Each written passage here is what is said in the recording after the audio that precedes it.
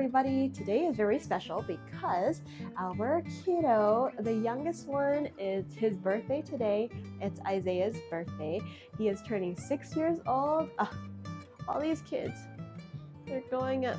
They're growing up so fast. At the flash, at the blink of an eye. I was gonna say at the flash of an eye, but no, it's at a blink of an eye. Oh, he is our youngest one and he's forever gonna be my baby. He is just, my heart. Anyway, it's Isaiah's birthday.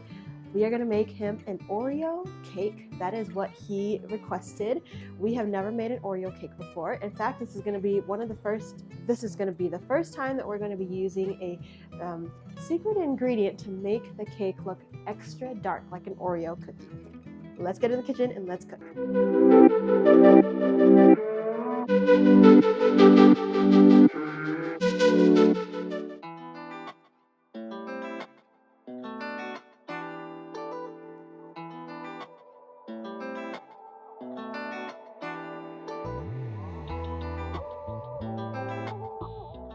We just got all of our ingredients out, so we're using a combination of freshly milled spelt flour that we like to mill at home, and then we have some oat flour that we also milled at home. We like the combination. It seems like the last time that I made a birthday cake or a cake with a combination of both the spelt flour and the oat flour, it kind of makes it nice and soft, and I really do like the texture. So that's what we're going to use today. Alongside that, we have some ground flax for some flax eggs. We have a combination of apple cider vinegar and baking soda for the rise, and vanilla and almond extract. I like to combine the two to make it kind of taste a little bit buttery, so I like that. And then our secret ingredient is this. This is a very dark, it's like a black cocoa powder, and it's an organic one. We purchase it online on Amazon. And for sweetener, we're going to use coconut sugar. This is the brand that we're using. There are quite a few different brands on Amazon, but I will link this one because it is organic. First things first, we are going to make our flax eggs because this takes a little bit longer to congeal. So we have just organic ground flax seeds. We're going to put, let's do 3 tablespoons. This is my favorite way of doing an egg substitute. You can use chia seeds as well. Oopsie, I made a mess. So as I was saying, you can use chia seeds as well. I don't quite like the texture. I prefer the flax because it's more fine. So yeah, it's going to be a 1-to-2 ratio. So for every 1 flax, you do 2 water. So for 3 flax eggs, we did 3 tablespoons of ground flax, and then we're going to do 6 tablespoons of water. So 1, okay, I have the water in here. We're going to just stir it up, and then we're going to just kind of let it sit and congeal. As you know me, I am a very freehand type of person. I don't like to follow recipes. So of course, for this cake, we're going to just kind of freehand it. The only thing is, if I'm definitely going to write down all the ingredients and like the measurements. So if it does work out, I am going to write it in the description so you can check it out and you can make it yourself. So inside our mixing bowl, we're going to use some oil. So we ran out of coconut oil, but I prefer using coconut oil for cakes and cookies and things like that. It kind of resembles butter in the way that when you put it in the fridge, it kind of hardens. So it kind of adds that extra crispiness, I'd say. But we're just going to use grapeseed oil. I have about a 1/4 cup. Maybe we'll do 1/2 cup. So into our bowl, and then we're going to add our sugar, because typically whenever you're making baked goods, you always cream the butter or the oil, the butter and the sugar together. So we're going to do that. We're going to do 1 and about 3/4 cups of sugar.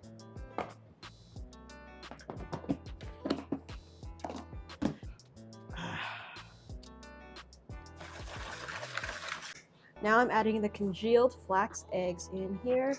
You can see how thick it's gotten. And give that a mix. So for our little dark chocolate, we are going to add some of this black cocoa powder. So what makes this, I was just reading here, what makes it black is that they alkalize it. So let me see. The percentage refers to, okay, so it says, Anthony's organic black cocoa powder has a dark, almost black color with a fat content of 10 to 12%. This percentage refers to the amount of cocoa butter left in the powder during processing. Compared to our regular cocoa powder, our black cocoa is Dutch processed, which is alkalized, resulting in a smooth and less acidic finish. Due to its low acidity, Dutch cocoa is usually used along with baking powder, while natural cocoa calls for baking soda in recipes. Interesting. I don't know how they get it so dark.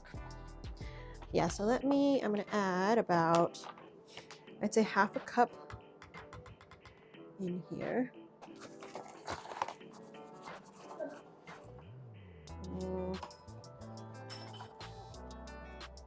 You can see how dark and rich it is. We're gonna go for about 3/4 of a cup.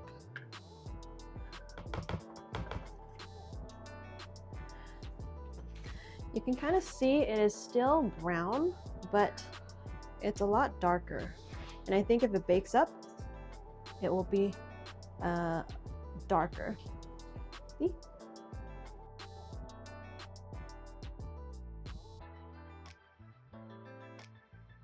Okay, I'm gonna give this a little taste because, I mean, technically it's all kind of vegan and plant-based anyway. Interesting. It's not very chocolatey like a normal cocoa powder. Very interesting. All right, let me get this a rinse. It's black, huh? It's pretty cool. Okay, Grace, I want you to get some scissors and get the parchment for these 2 pans. Go. So now we're going to add our spelt flour, our dry ingredients really. So we have some spelt flour. I'm going to use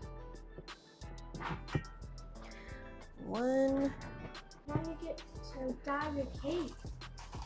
2. I'm going to do 2.5 cups of spelt flour.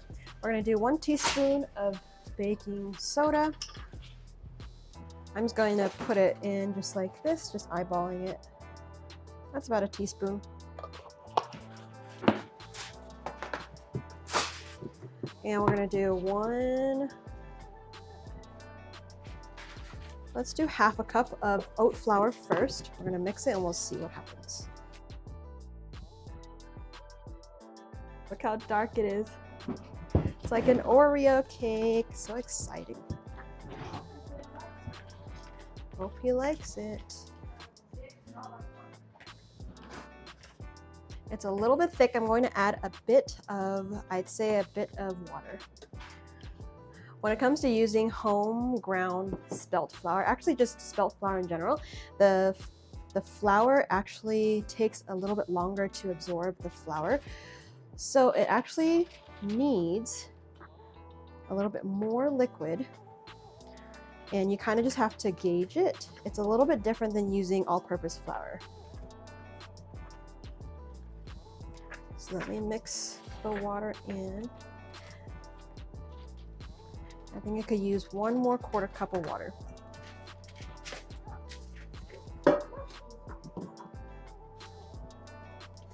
I also forgot, because we added the 3/4 cups of cocoa powder. That cocoa powder is technically a dry ingredient, so we're actually going to need a little bit more liquid.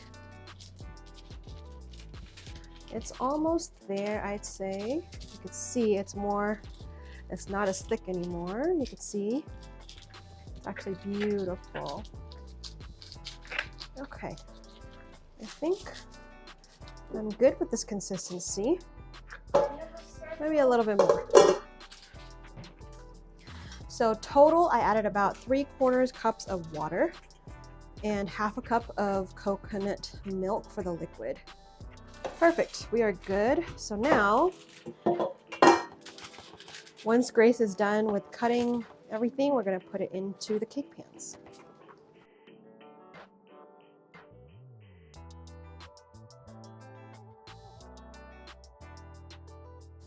We're gonna bake this in the oven for about 35 minutes or so until it's done.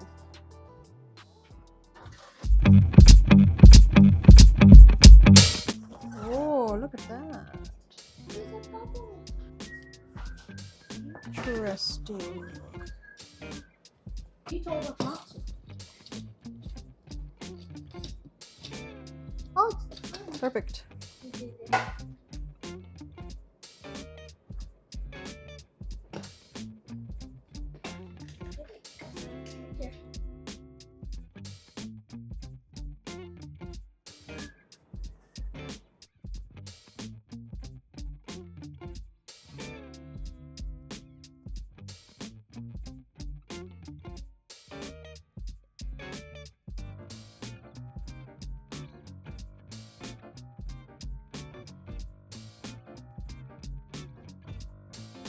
Alrighty, the cakes have almost cooled all the way. It's kind of like lukewarm-ish. We're gonna still continue to cool it. While we're waiting for that, we're gonna work on the cream. So we're gonna use some cashews. I have about 2 cups of cashews right here. We boiled it for about, I would say like 10-15 minutes, maybe even longer yesterday. You can definitely boil it on the day of, but we just boiled it yesterday. And then now we're gonna put it into, we actually saved most of the juices, like the water that it was boiled in. So we're gonna add that into a mixing bowl. All the cashews are nice and soft now, so that's really, really good. And then we're going to add some coconut milk and start blending it into a sort of a frosting for our cake. So we added some coconut milk and just add like, I don't know, half a cup. Yeah. And we need some vanilla.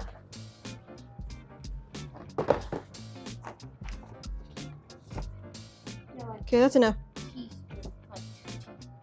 1, 2. Okay.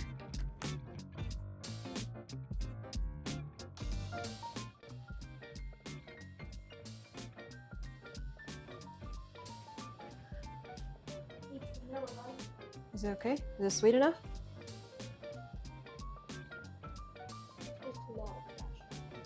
Do you need more vanilla? Do you need more what? No. Peppermint. Oh, that's perfect. So there are some chunks in here. You just want to make sure that you're blending it really nice and smooth. If you want to, you can put it in a blender. It's going to be a little bit difficult for the blades to kind of go around, so we prefer using a hand blender for this type of frosting.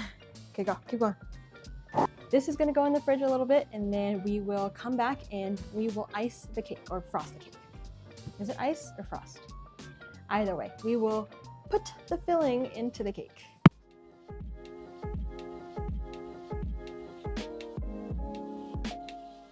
I really let the kids go at it with icing or frosting this cake. We did end up putting some Oreo crumbs inside the cake itself, added some more frosting on the top. Then we actually decided to top it off with some mint Oreos that we bought as well. And the kids just kind of got creative and made it look really cute. And this was the final result of Isaiah's birthday cake. Time to bring in the birthday boy. 3, Ready, 2, set, 1. No. Oh. Those Oreos. That's why we had to kill you. Happy birthday to you. Happy birthday to you. Happy birthday, dear Isaiah. Happy birthday to you. Mostly dark. Mostly dark is delicious. You guys don't know what dark is. This is dark.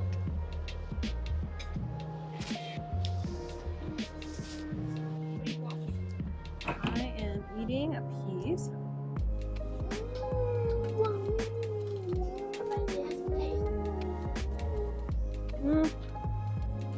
doesn't taste like chocolate even. It doesn't taste like an Oreo. This does. It looks like an Oreo though. Very slick. Did you like it? The cake is very nice and soft and actually quite moist though. What? Why are you still doing the video? It could have been a little bit softer, but Nah. I think it's pretty good. I hope you guys enjoy spending time with us in the kitchen, making Isaiah's birthday cake. Happy birthday. We'll see you on the next one. Bye, everybody. Bye, buddy.